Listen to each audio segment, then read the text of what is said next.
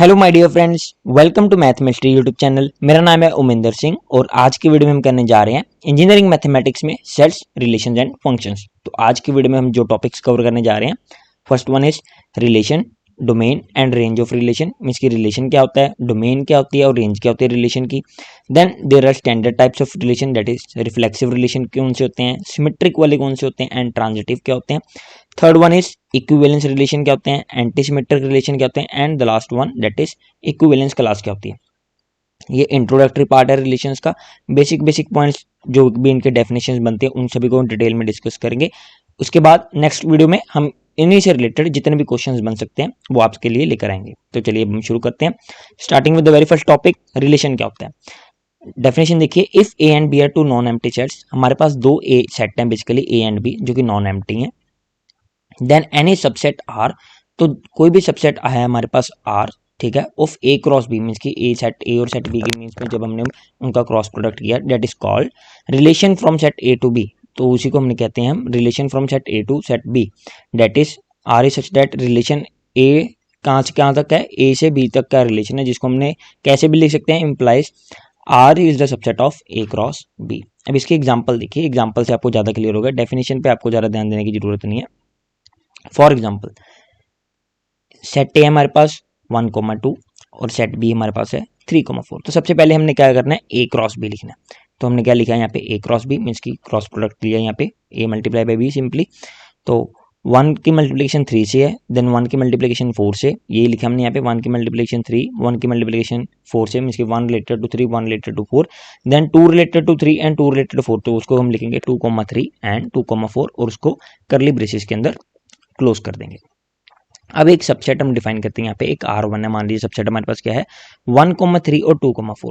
तो आप यहाँ पे देखिए कोई भी सबसेट हमारे पास दैट इज मीन्स की R एक सबसेट है, वो किसका सबसेट है, A क्रॉस B का सबसेट है, ठीक है जी। इट इज कॉल्ड, इसी को हम क्या कहते हैं, relation from A to B। तो ये हमारी क्या होगी, रिलेशन की डेफिनेशन होगी। सिमिलरली जो हमारे अदर सबसेट्स हैं मीन्स की other subsets of A cross B are also relation, जितने भी सबसेट बन सकते हैं A क्रॉस B के वो सभी क्या होंगे, रिलेशन होंगे from set A to set B.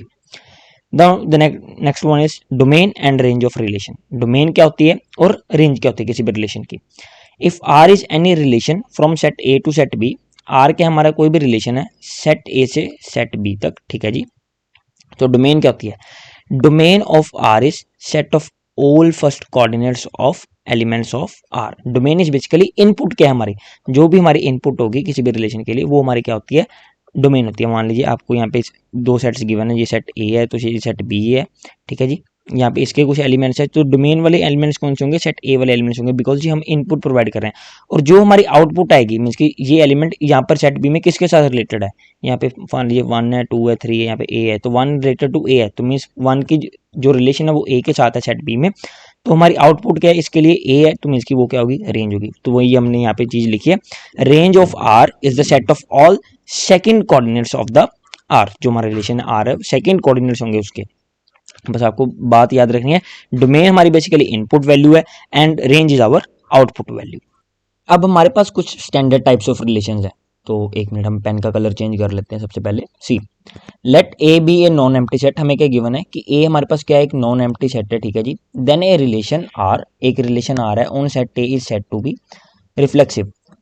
तो जो रिलेशन है हमारा वो रिफ्लेक्सिव कब होगा, if x comma x means की ऑर्डर्ड पेयर है, एलिमेंट्स एक्स कोमा एक्स का belongs to relation for each element x belongs to A, that is if x related to x for each element x belongs to A.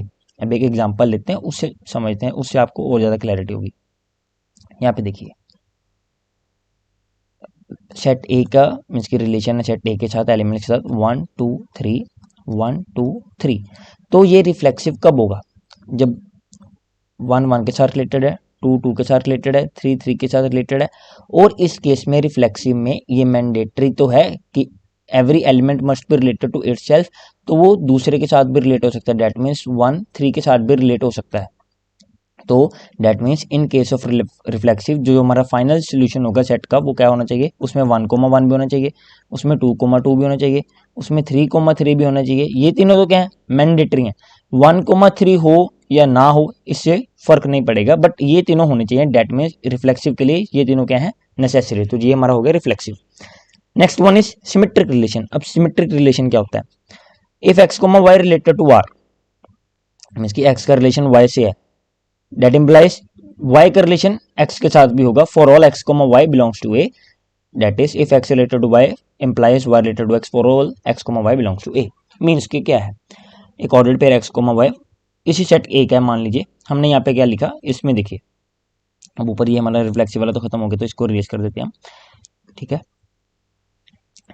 X comma y related to R, means की x related to y है, अगर उस relation में 1,2 है, मान लीजिए 1 related to 2 है, ठीक है, 1 क्या है 2 के साथ रिलेट कर रहा है, तो that means eight the same time उसमें 2 क्या है 1 के साथ क्या करना चाहिए, रिलेट करना चाहिए, then only you can say that the given set to us is it is, means की जो रिलेशन हमें गिवन है वहाँ पर क्या है, सिमेट्रिक रिलेशन है। तो सिमेट्रिक के लिए क्या नेसेसरी कंडीशन है, अगर 1,2 है तो उसका उल्टा दैट मीन्स 2,1 वहाँ पर प्रेजेंट होना चाहिए सेट में, मीन्स कि इसमें आपका ऑर्डर मैटर नहीं करता, लेकिन आपको ये ध्यान रखना है कि अगर एक टाइम पे एक एलिमेंट ऑर्डर पेयर प्रेजेंट है तो उसका उल्टा भी उस टाइम पे प्रेजेंट होना चाहिए।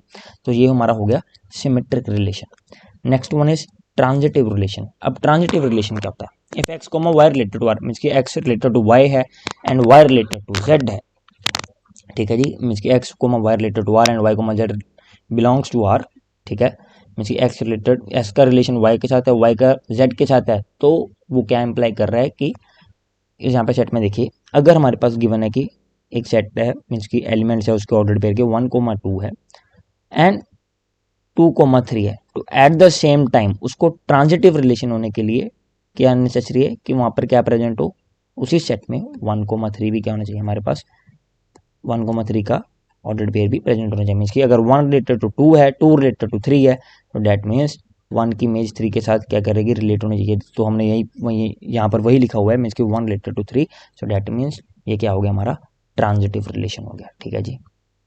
तो उसी की डेफिनेशन यहाँ पे लिखी है, if x comma y belongs to R and y comma z belongs to R, that implies x comma z must belongs to R for transitive relation for all x comma y comma z belongs to a, that is if x related to y and y related to z implies x is related to z, ठीक है जी।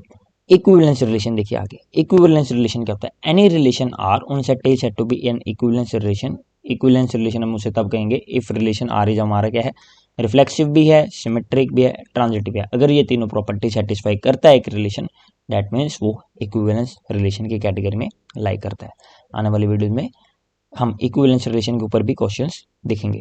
Next one is antisymmetric relation. अब antisymmetric relation क्या होता है, a relation R in a set A is antisymmetric, R है ठीक है, किसी भी सेट में रिलेशन है तो वो एंटीसिमेट्रिक कब होगा, if a comma b belongs to R, अगर a comma b belongs to R है and b comma a belongs to R implies a हमारे किसके इक्वल हो जाए, बी के इक्वल हो जाए, for all a comma b belongs to R, or you can say a related to b and b related to a implies a is equal to b for all a comma b belongs to R।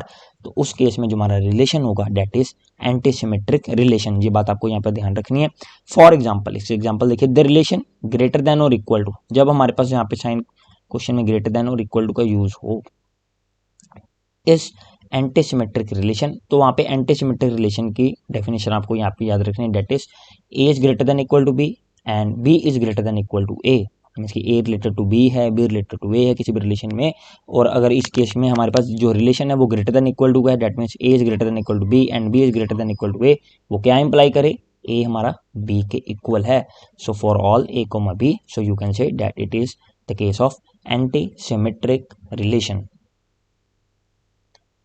Equivalence class, अब आपने ऊपर equivalence relation देखा था, ठीक है। Equivalence relation क्या होता है, अगर हमारा कोई भी रिलेशन रिफ्लेक्सिव है, सिमेट्रिक है, as well as transitive at the same time, तो उसे इक्विवेलेंस रिलेशन कहते हैं।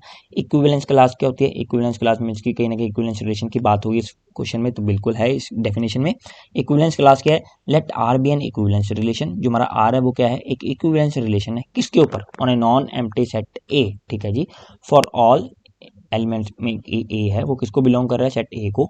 The equivalence class of a, तो जो हमारी इक्विवेलेंस क्लास होगी किसकी, a, defined as set of all such elements of A, means की set of all such elements of A which are related to a, जो कि एलिमेंट ए के साथ रिलेट कर रहे हैं, एलिमेंट्स किसके, सेट ए के, under the relation R, and it is denoted by, इसको हम डिनोट किसके साथ करते हैं, स्क्वायर ब्रैकेट ऑफ ए। तो ये हमारी क्या है, बेसिकली स्क्वायर ब्रैकेट ऑफ ए है।